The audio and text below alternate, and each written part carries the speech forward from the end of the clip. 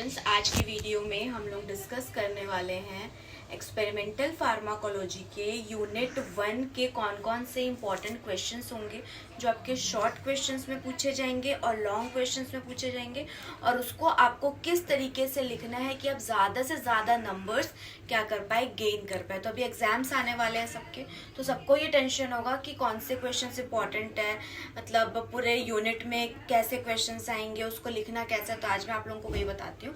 तो unit first देखते हैं, एक्सपेरिमेंटल फार्माकोलॉजी के शॉर्ट आंसर्स में कौन कौन से क्वेश्चंस इंपॉर्टेंट होता है। तो सबसे फर्स्ट क्वेश्चन है इसमें, मैं पहले शॉर्ट का बता रही हूँ। फर्स्ट है डिफाइन CPCSEA। तो ये सबसे इंपॉर्टेंट है। इसमें आपको क्या करना है, CPCSEA का पहले आप लोगों को डेफिनेशन लिखना है।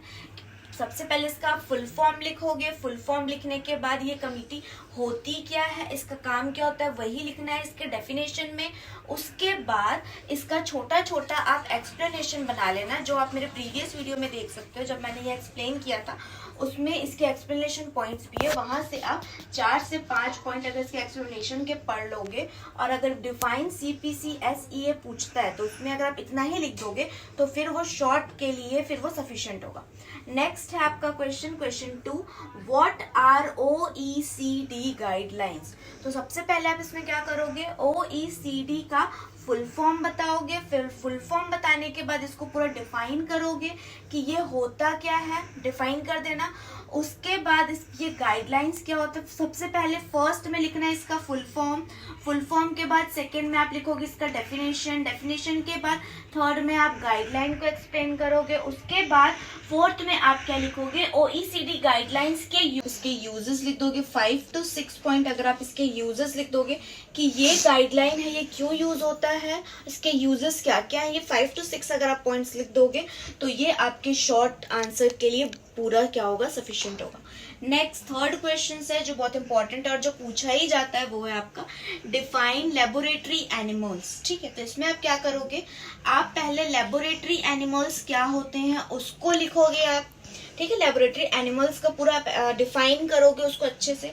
उसके बाद आप एग्जाम्पल लिखोगे। एग्जाम्पल में आप जितने भी लेबोरेटरी एनिमल्स हैं, माइस हो गया, रैट हो गया, मंकी हो गया, सबका नाम लिख दोगे। और सबका नाम लिखने के बाद उनका स्टडी का नाम लिख दोगे कि मतलब कौन सा स्टडी में ज्यादातर यूज होता है, वो लिख दोगे तो वो आपका सफिशिएंट होगा। वैसे इसके साथ और भी कुछ पूछा जा सकता है, जैसे कि define laboratory animals and also explain transgenic animals, ये भी साथ में भी पूछ सकता है। बट मोस्ट इंपॉर्टेंट क्या है जो पूछेगा, वो है डिफाइन लेबोरेटरी एनिमल्स। तो इतना लिखना, उसका डेफिनेशन, डेफिनेशन के साथ एग्जाम्पल लिखना। जितने भी एनिमल्स आते हैं वो सारे अगर आप लिख दोगे तो फिर ये सफिशिएंट होगा और आप अच्छे से उसको मतलब एक फ्रेम कर पाएंगे आंसर्स को। नेक्स्ट क्वेश्चन है आपका, व्हाट आर ट्रांसजेनिक एनिमल्स। तो ट्रांसजेनिक एनिमल्स क्या होते हैं, ऐसे एनिमल्स जिसके DNA में हमने थोड़ा सा चेंज करके मतलब कुछ न्यू स्पीशीज बनाते हैं, उनको बोला जाता है ट्रांसजेनिक एनिमल्स। तो उसको पहले आप इसका डेफिनेशन लिखोगे। डेफिनेशन लिखने के बाद आप इसको थोड़ा सा एक्सप्लेन करोगे। डेफिनेशन फर्स्ट लिखे, सेकेंड 3 to 4 एक्सप्लेनेशन के पॉइंट्स लिखोगे आप। उसके बाद आप लिखोगे इसके यूजेस, 5 to 6 या 7 to 8 यूजेस अगर आप लिखोगे तो ये शॉर्ट क्वेश्चन सफिशिएंट होगा। अगर ये 2 to 3 मार्क्स के क्वेश्चन में ये आता है तो इसमें आप आराम से उतने आपको पूरे के पूरे मार्क्स जो है वो मिलेंगे। नेक्स्ट क्वेश्चन है right methods of blood collection in animals.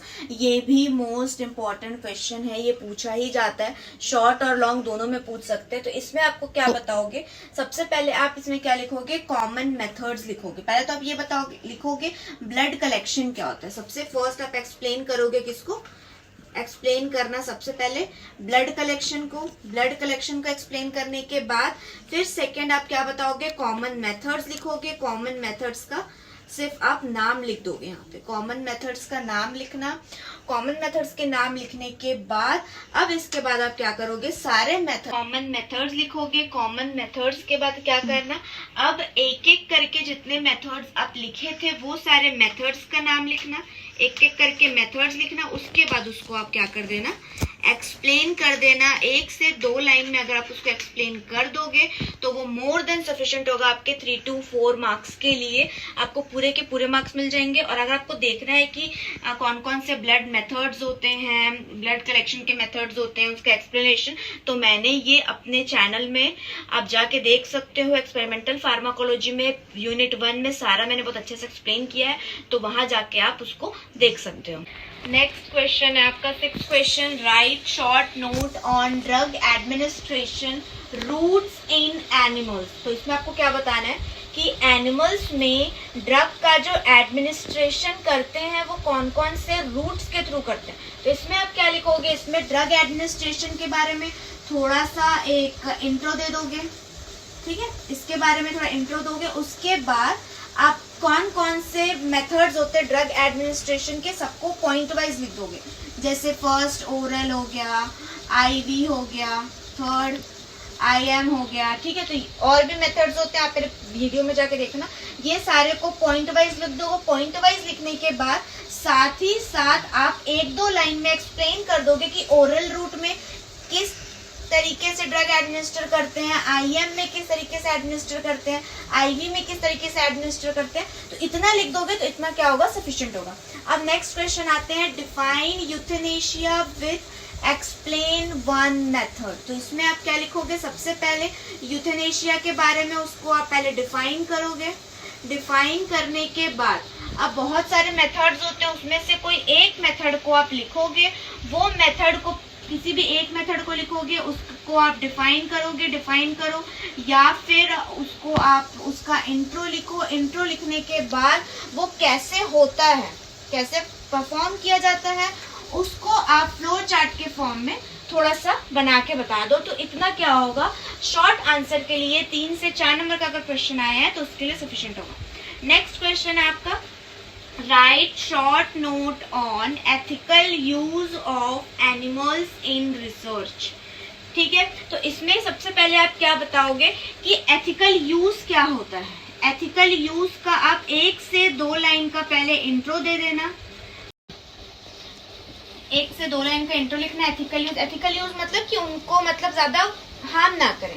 1 से 2 इंट्रो पर बताना कि एथिकल यूज क्या होता है। एथिकल यूज के बाद आप क्या बताओगे कि अब इसका आप बताओगे कि एथिकल यूज फॉलो करने के क्या क्या कैरेक्टरिस्टिक्स होते हैं और एथिकल यूज में क्या क्या चीज ध्यान रखा जाता है, वो पॉइंट्स लिखोगे आप। और वो पॉइंट्स अगर 5 to 6 पॉइंट्स लिख दोगे कि एथिकल यूज में क्या क्या चीज ध्यान दिया जाता है, वो पॉइंट्स को 5 to 6 लाइन में आप लिख देना, तो वो क्या होगा, मोर देन सफिशिएंट होगा। उसके बाद नेक्स्ट क्वेश्चन है, right short notes on breeding of laboratory animals.